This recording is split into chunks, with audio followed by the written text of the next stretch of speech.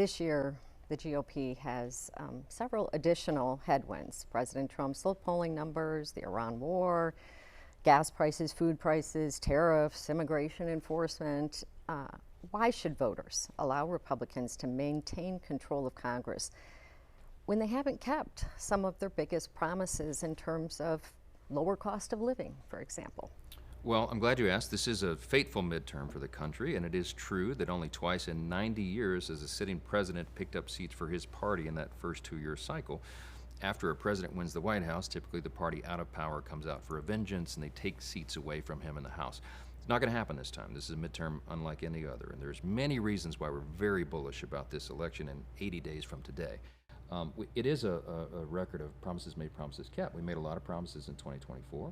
We went to work immediately. We sealed the border tight. We haven't had one illegal released into the country in 15 straight months. That was the biggest issue in 2024. We solved that problem. We also returned to American energy dominance again. We restored the principle of peace through strength.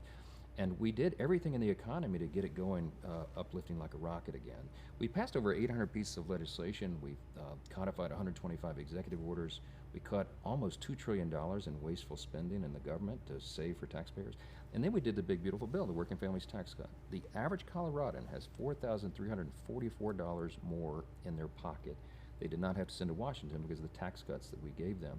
We also cut taxes on tips and overtime and Social Security, and we infused the legislation we've done with pro-growth policies for business owners, job creators, so they can expand the pathway out of poverty for more people. So when the history is written of this Congress, it will go down as one of the most productive of all time. Now, that's not the narrative you hear on the mainstream media, but that is the truth of the matter. What then do you make of $4 plus gas price, a gallon gas prices, food prices that are whatever, 20% higher? I mean, these are just facts that's where we're at. No, the economy is, you know, are we going to go into recession? Are we not going to go into recession? I mean, there are just like facts out there that are very concerning for voters. Yeah, so Scott Bessent is the Treasury Secretary. He said at the end of last year, 2025 is like setting the table. He said the feast and the banquet in the economy will be in 2026. Now, all the legislation we did, all the calibration we made, had the desired effect. And in the first quarter of this year, the economy was beginning to take off like a rocket. And then we got into the skirmish with Iran. That's what the prices are related to. Now, there's a lot of debate about that, and we're working to resolve that matter. But we had to do it. They were very close to nuclear capability. We had to make sure that the largest state sponsor of terrorism did not get a nuclear bomb. That was a long-time objective of America and every freedom-loving person around the world. Most people understand that was necessary. Now, they do want gas prices to come down, and we do as well. I believe we're about to take a turn on the issue in Iran. I think many of our allied nations, a combo of NATO allies and Arab states in the Gulf region there, are going to come together to help us to police the Strait of Hormuz and make sure that we keep commerce open so gas prices are down at planet Earth. That's clearly a challenge for people. We acknowledge it. It also makes grocery prices higher. But you also have local and state policies that come into play in that as well. And there are much cheaper places to live, frankly, around the country. Colorado's decisions at the state level have an impact on all this. I'm sitting here with Gabe Evans, who's running, of course, in one of the top 5 districts in America, and his opponent has encouraged local governments to raise their taxes on things like meat and poultry and things that he has an issue with. So elections have consequences, and if you want to continue to drive prices down, you need to elect the team who's on that every single day. I'm going to go back to the Iran war. I did want to come to you, Representative Evans. You're a combat veteran. Shouldn't the president have come to Congress and asked them to approve war? So look at how many votes we had in Congress over the Iranian issue. Multiple times, Congress upheld the president's decision to go and make sure that the largest sponsor of terrorism in the world doesn't get a nuclear bomb. You think negotiating over the Straits of Hormuz now is difficult? Try negotiating with a nuclear-armed Iran. Additionally, you go back and you look at like the 2001 AUMF, which says that the United States is allowed to do whatever is necessary to protect the American homeland and protect the American people, and then it gives a list of terrorist organizations to include Al-Qaeda or other entities that support terrorists like Al-Qaeda.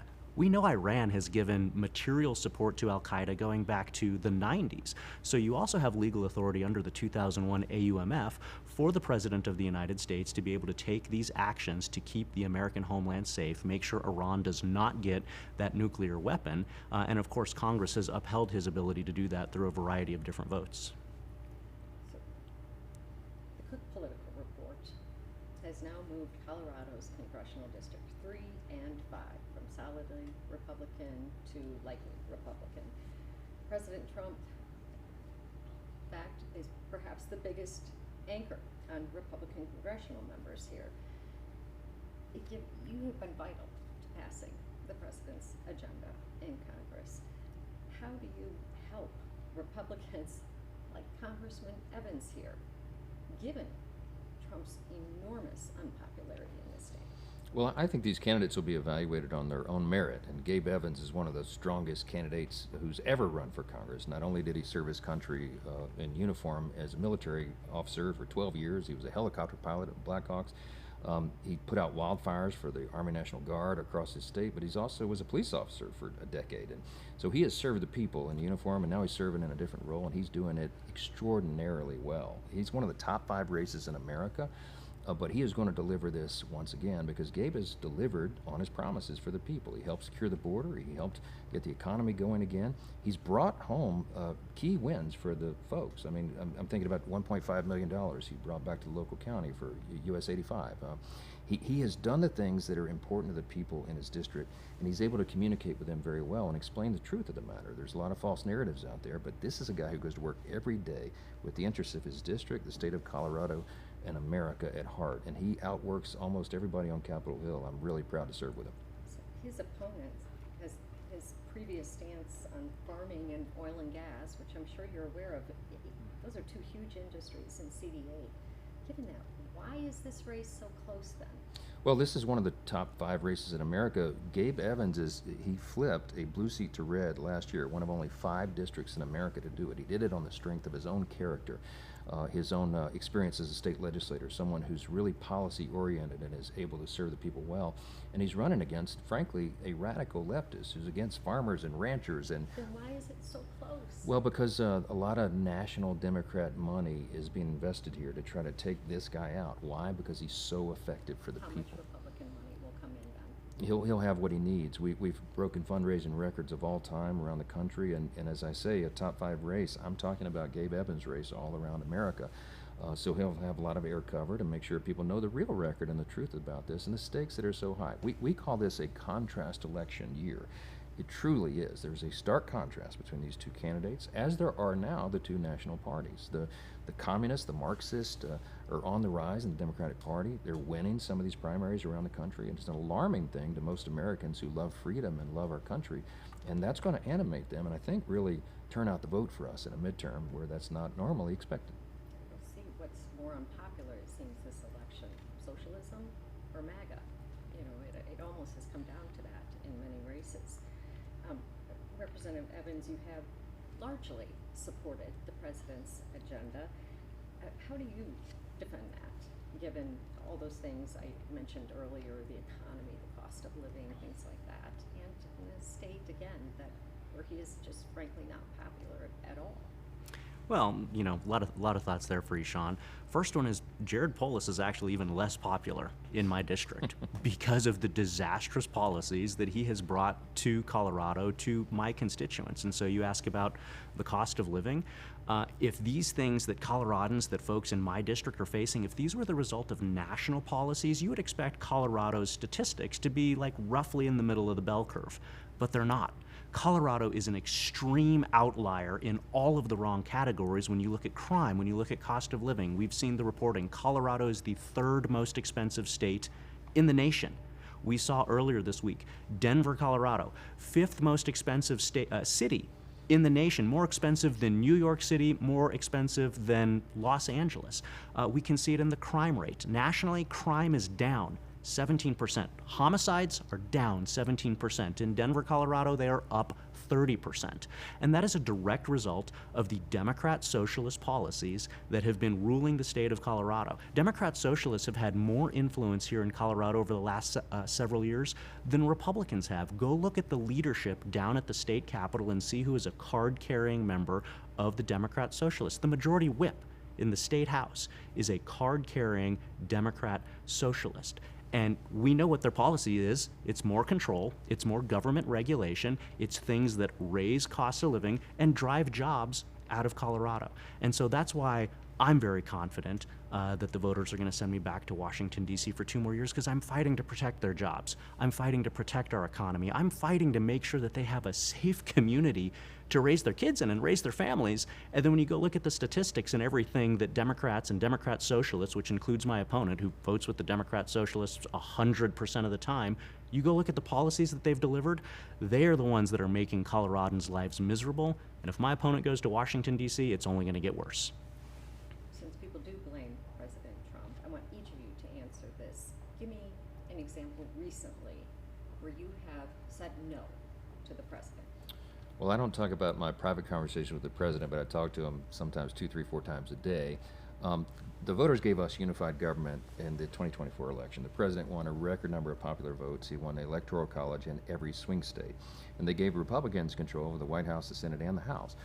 The reason they did that is they were fed up with the 4 years of Biden-Harris and the disaster that they made of every metric of public policy. So in order for this to work like a well-oiled machine, the president and I have disagreements behind a closed door, and I'd say he'll probably tell you this himself. I'm one of his top counselors, and we talk about what's doable, what we can do, what we can deliver, and on what timetable. The president likes to get things done. He wants to solve problems. He is a force of nature. But the legislative body moves slower than he likes to sometimes, so source of frustration for him. But we've been delivering the America First agenda. We've been delivering on our promises. You know, you're talking about cost. I mean, just this morning, the Washington Post put out a story, and they showed that prescription drug costs, for example, have been dropped the lowest rate, the sharpest decline in over 60 years, because the president is fulfilling his promises. He's working with the legislative body, he's doing his executive branch efforts, and he's delivering for the people. So the record is there, the economic conditions are in place for this thing to take off like a rocket, and as soon as we get the Iran skirmish settled out, I think everybody's going to have much more economic opportunity. We put all those conditions in place. Elections have consequences. This guy right here, Gabe Evans, has worked very hard to deliver on those, and he's done a great job for Colorado. Do you win many of the disagreements? I'm probably batting 400 with the president, which is Hall of Fame stats, but he's a headstrong leader. That's what the people needed and voted for. He's one of a kind, but I love working with him. I think everybody would agree he's one of a kind. Representative Evans, same question to you. Yeah, I'll give you 2 examples. Colorado's in historic drought. We got to have water projects. I brought back $8.5 million to the city of Greeley for the Gold Hill pipeline, brought back additional millions of dollars for some of my North Denver suburbs. Thornton, we got them money for water projects. Unfortunately, a water project in southern Colorado that made some news, the Arkansas Valley Conduit, was vetoed by the president. I voted to override the veto. Because I'm going to stand with my constituents and I'm going to stand with Colorado, even if I'm called upon to vote to override a veto. I'll give you a second example. My district, energy producing district. 4% of U.S. crude oil comes out of my district. Half of the diesel fuel, a third of the gasoline for the state of Colorado comes out of my district, but 1 in 2 wind generators in the nation are also built in my district. So I am a firm all of the above energy guy. Wind, solar, oil, gas, geothermal. If it's made in America, if it's safe, affordable, and reliable, we need it. And so I introduced the Certain Act, actual piece of legislation, bipartisan in Congress, to depoliticize the permitting process. So it doesn't matter whether it's a Keystone pipeline for oil or whether it's a big wind project, we need to depoliticize the ability of administrations to pull permits away from wind projects or oil projects so that we can just have more of all of the above energy. That's going to bring down consumers' electric rates and utility rates. In contrast, you've got my opponent who has said that he opposes oil and gas. Now, he's introduced legislation which would have reduced Colorado's diesel supply by 1/2, reduced Colorado's gasoline supply by 1/3. And so while I'm busy fighting for all of the above energy, my opponent opponent is out picking winners and losers, trying to get rid of oil and gas, trying to get rid of diesel fuel, trying to get rid of gasoline, trying to get rid of tens of thousands of jobs and billions of dollars of economic productivity in the 8th Congressional District. And again, this is not something that helps voters be able to afford daily life. I think he also got arrested on a football field for running around to protest oil and gas. He did. I don't know how that's going to sit with Coloradans. So I want to talk about another issue. Water certainly a big issue here, energy across the country. Another issue that is increasingly a big issue is AI data centers. And you're seeing them, moratoriums on them in many states. Should Congress pass legislation approving a federal moratorium? Well, we're in a very, very fateful contest right now with China, who's our almost peer-to-peer adversary at this point, and AI is a big part of this contest. If we stop building data centers, then China is going to overtake us in AI, and that will be a very dangerous proposition for the whole world. Now, that said, you have to take community interest at heart, and that's what's being done around the country. Different states are handling it differently, different communities are handling it differently. I was talking just this weekend, a couple days ago, with the COO and president of SpaceX, and they're talking about the idea of having data centers float around in space. So there's new innovation, new technology coming along. In the meantime, we've got to handle this delicate that we can't put a total moratorium on the construction of data centers. There are some communities like mine in Louisiana that welcome them with open arms. We have many of them under construction in my district, and my constituents are delighted to have them. So it depends on where you are, it depends on the community, and local leaders have to navigate that because it's an unchallenged, unprecedented question that we're being presented with. What about regulation of AI? Well, Congress has been working very hard to try to figure out what guardrails to put on that, but the reason we haven't done it yet is because there's not a consensus on what those guardrails should be. I set up a working group, a task force, a bipartisan task force to come up with solutions, and they've just published here in recent weeks what their recommendations are. The White House, the executive branch, and the legislative branch are working together to figure this out, but at the same time remembering this big contest that we're in with China. We have to make sure that America doesn't jump in to cover it up with red tape while China goes on uninhibited, because they will leapfrog us, and that is a very dangerous prospect for everyone who loves freedom around the world. And Sean, let me just give you 3 specific pieces of legislation, all of them bipartisan, that are moving forward through Congress right now. I'm the Republican lead on the Ratepayer Protection Act. Bipartisan piece of legislation that says 2 things. Data centers have to pay for their own power, they cannot pass it on to consumers, and they have to show that they're financially secure enough to where they're not going to go bankrupt halfway through building some data center and then leave a whole bunch of stranded infrastructure that other people have to cover. That one's moving. You have the KIDS Act, which is bipartisan federal guardrails around AI chatbots.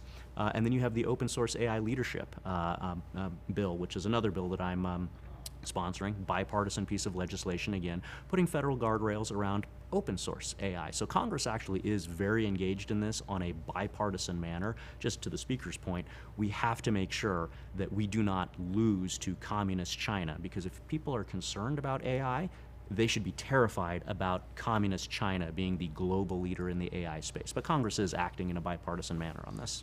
If I can echo what Gabe Evans is saying, in the AI space is a good example of how he works so well in Congress, because Gabe doesn't go in with a certain ideological bent. He wants to work with everybody in good faith, and he's one of the handful of members left that's able to pull together bipartisan coalitions on really important legislation. He's a very effective member of Congress, and I think that's why he deserves to come back. Congress needs that right now. They need calm, cool, level-headed policy wonks like Gabe Evans, who are able to work with people on both sides of the aisle and get big things done, and he's one of the last few who's able to do that.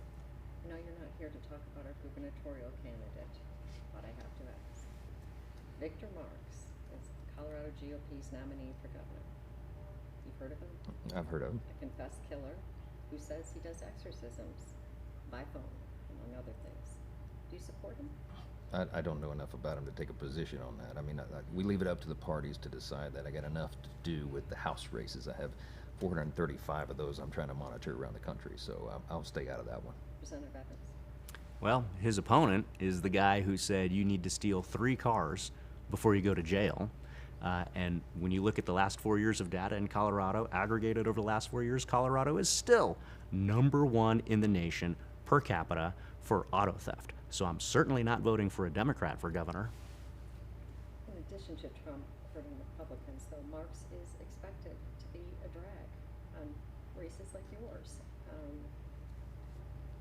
I just gotta wonder why the party didn't do more to ensure that maybe it was a Barb Kirkmeyer instead of a Victor Marx who came out of that primary. I'll confess I don't know much about the state level politics in Colorado, but I do trust the voters, and Ronald Reagan used to remind us you can trust the American people to make the right decision, and I believe that will transcend any of these individual races. I think people will go down the ballot and they'll evaluate these candidates on their own merits, and given that circumstance, I know Gabe Evans is going to do very well on election night, just like he did last time. He has done exactly what he promised the people of Colorado he would do, and I hold him up as an example all around the country. I'm in the middle of a 30-day nonstop campaign tour, 18 states and 34 districts, and all over the country I use the guy sitting next to me, Gabe Evans, as an example of somebody who's an effective, qualified legislator who's doing the job for the American people. This is the kind of guy that the founders of this extraordinary nation had in mind. They wanted citizen legislators who would serve the people at a local and state level to come to Washington and bring that expertise, and he's done that very, very well as anybody I can think of. I know you don't want to tell me what your strategy is going to be for the election, but I guess, you know, when you're putting money into this, is that money, what are the attacks that you plan to bring against Manny Rutinel? I understand he has changed his position on a number of issues.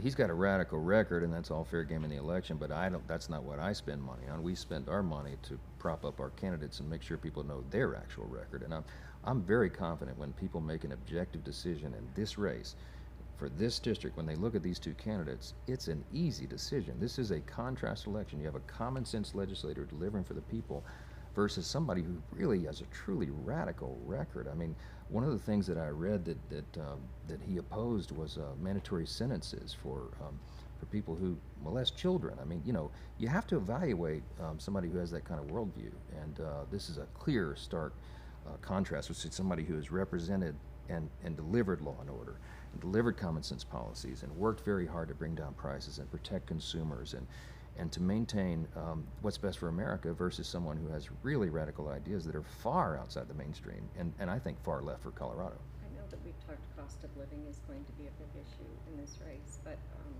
you mentioned immigration. I think you're right, the last election, but it loomed large and people did want to see the border more secure. But there are many people who feel like ICE has gone too far in some cases. Each of you maybe answer this. Do you feel like they have? What have you done to address it? So immigration enforcement is a critical component of national security. We had dangerous terrorists. We had, by some estimates, 20 million illegal aliens flood across that open border during the Biden-Harris years. And the president fulfilled his promises. Congress stood in to do that. We delivered a secure border. If you don't have a secure border, you don't have anything. You don't have sovereignty, you don't have a country. So now we have to make sure that the dangerous criminal illegals are removed from our country. That's what every local community needs and demands and deserves. And so the immigration enforcement has gone about that duty. Now, we need to do it in a reasoned and balanced manner. And I think what you have right now at with the current head of the Department of Homeland Security and with people like Tom Homan is you have a measured approach to that. They're doing the right thing. They want to protect our communities. They want to uphold federal immigration law. We must. But the idea that we would ban the Immigration, Customs, and Enforcement Agency is a dangerous prospect, and that's what so many of these far-left insurgent Democrats are demanding. The DSA published its platform. It's out there. They want to abolish the border. The Democrats, the radical left, like the guy running against Gabe Evans, believes we shouldn't have a border at all. It's madness. They want to give mass amnesty to anybody who claws their way across the border, including, without exclusion, for known terrorists on the watch list or dangerous murderers and rapists. We're not for that. We're the law and order party, and we'll continue to deliver that. But I'm not talking about open border. I'm talking about humane tactics. Of course. Do you have concern about some of the tactics that you have seen? What I'm seeing is a measured approach to law enforcement right now, that they are taking care of business and getting dangerous criminal illegals out of our communities. That's what we committed to do in 2024. That's what's happening. But you do have to look at the contrast of what the other side is proposing. They don't want borders at all. But for that matter, they don't want prisons either. They call that the carceral state, and they think it's oppressive. We have to defeat those kinds of ideologies in these election cycles because that's what keeps communities safe. We have to maintain the rule of law. We have to maintain law and order. We need to do a better job of that around the country. But this team, this Republican administration is the one that's delivering that. Representative Evans, do you feel like ICE has gone too far in some cases? What has it done wrong, maybe? Well, so what I point out, what I point out all the time is Democrats have a political incentive to lie and to stoke as much fear as they possibly can in this space because they think it's going to win them votes in November. But when you look at the actual facts, you look at what's actually happening, as I did just a week ago, we had a roundtable with Secretary Mark Wayne Mullen, Secretary of Homeland Security, who of course oversees ICE. I hosted a roundtable with him and many Hispanic faith leaders from around the metro area to where we could talk about what's rumor, what's blatant Democrat-driven fear-mongering, and what's actually happening. And what's actually happening, you know it because this is a topic that you've covered yourself for years. In Colorado, we are two things. We're a sanctuary state, and we are a state that hands out PR bonds to basically anyone. So when law enforcement is out, and I'm talking state or local law enforcement now, this is state troopers, this is municipal cops, this is county sheriffs, when they're out in the community dealing with that crime problem that we have with homicides up 30%, with us still leading the nation over the last 4 years for auto theft, with drug overdose death rates continuing to go up in Colorado while they're falling all around the rest of the country. When state and local law enforcement is out dealing with those situations, they arrest somebody who's in a stolen car, peddling drugs. They have no idea the immigration status of that individual at the time of the arrest. They just know they're in a stolen car stealing drugs. They go back to the jail. At the jail is typically where the immigration status of that individual comes to light. But in a sanctuary state like Colorado, ICE is not allowed to come into the jail to get that individual. That person, typically it's a PR bond, something you've covered. They're released back into the community, and so when ICE is out in the community, they're going out typically to go find and rearrest criminals who had been previously arrested that could not be handed over to ICE in a jail setting, that were released oftentimes on a PR bond back into society, and then of course ICE has got to go out and try to rearrest that individual.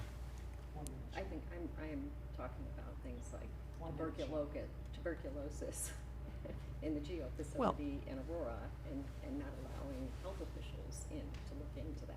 So That's what things like that. Well, I'm saying, I'll shouldn't they? We're talking about both sides learning to work better together, right? Yeah. Look at the Biden administration.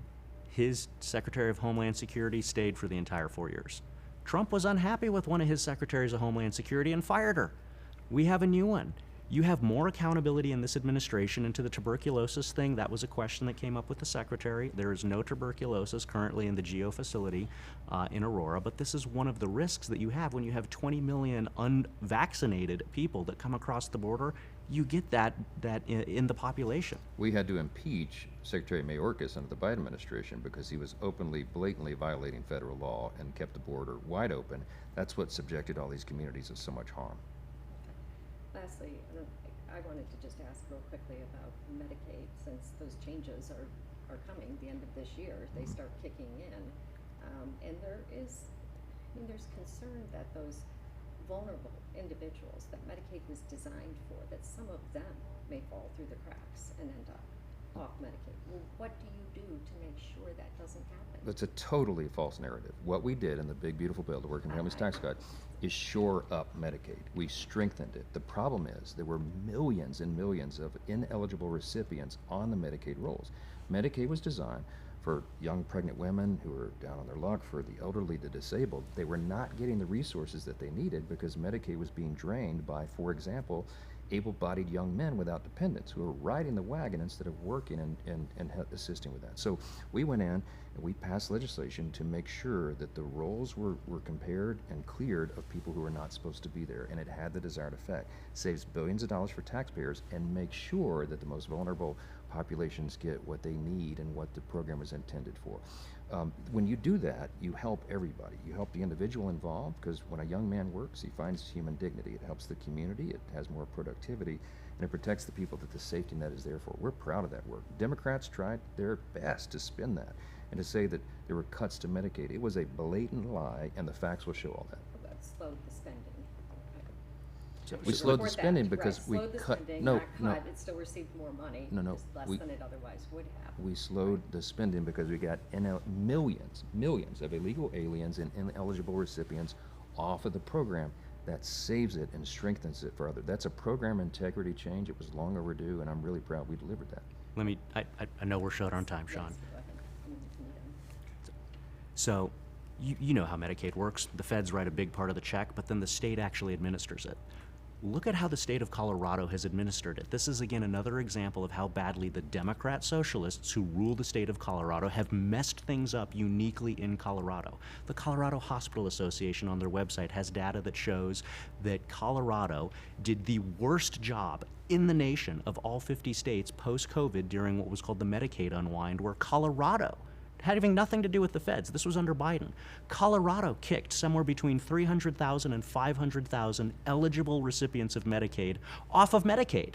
That hurts the entire program here in the state of Colorado. And in fact, it was so badly administered in Colorado because of the fraud, waste, and abuse that Democrats and Democrat socialists allowed to fester in this program that just earlier this year, we saw the state Medicaid director of Colorado resign when 80% of the state Senate decided they were about to hold a vote of no confidence. 12 Republicans, 15 Democrats. But why?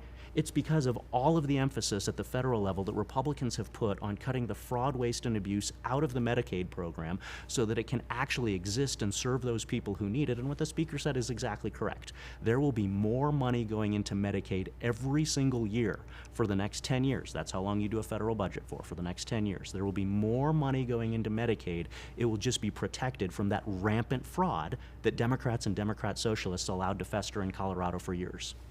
One last quick thing, this is an easy one. Will you attend the president's midterm convention, I think it's being called, in Dallas in September? I know you're going.